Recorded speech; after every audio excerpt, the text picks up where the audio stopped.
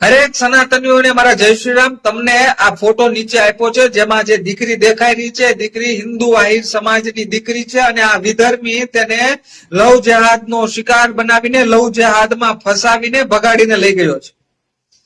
તમને આ ફોટોમાં દેખાતો વિધર્મી કે આ દીકરી તમને ક્યાંય પણ જોવા મળે તો તમે નીચે આપેલા નંબરમાં સંપર્ક કરીને ચોક્કસથી જાણ કરજો। અને સાથોસાથ હું તમને મારો પણ નંબર આપું છું 9714140814 આ નંબર ઉપર પણ તમે જાણ કરી શકો છો।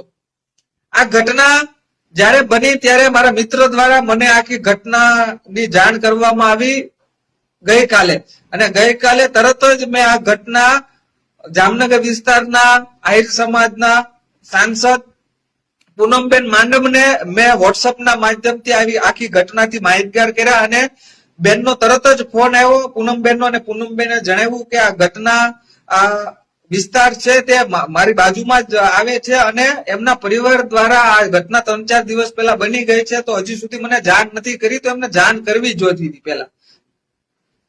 પરિવારના તાત્કાલિક પરિવારને પૂનમબેનનો નંબર આપીને પૂનમબેને પરિવાર સાથે પણ વાત કરી છે અને પૂનમબેને ખાતરી આપી છે કે થોડા દિવસોમાં આ આપણી સમાજની દીકરીને થોડાક દિવસોમાં પાછી લઈ આવવામાં આવશે।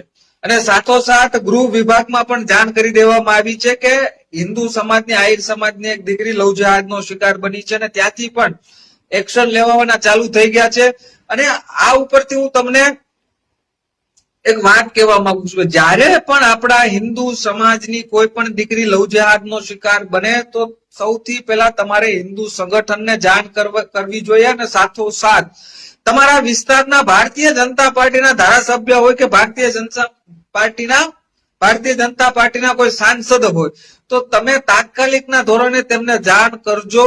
અને હું તમને 100% ગેરંટી આપું છું કે તમને 100% ત્યાંથી મદદ મળશે, તેની હું તમને ગેરંટી આપું છું। એટલે જ્યારે પણ આવી ઘટના બને ત્યારે જ્યારે આવી લવ જેહાદની ઘટના બને ત્યારે તમે જરૂરથી ધારાસભ્ય કે સાંસદ સભ્યોનો ભારતીય જનતા પાર્ટીના જે પણ સાંસદ કે ધારાસભ્ય હોય તેનો સંપર્ક જરૂરથી કરજો અને આ વિડીયોને શેર પણ કરજો અને સાથોસાથ બધે મોકલજો, જેથી આપણે આપણા હિન્દુ સમાજની દીકરીને આ વિધર્મીના લવ જેહાદના ચક્કરમાંથી બચાવી શકીએ। જય શ્રી રામ, વંદે માતરમ, ભારત માતા કી જય।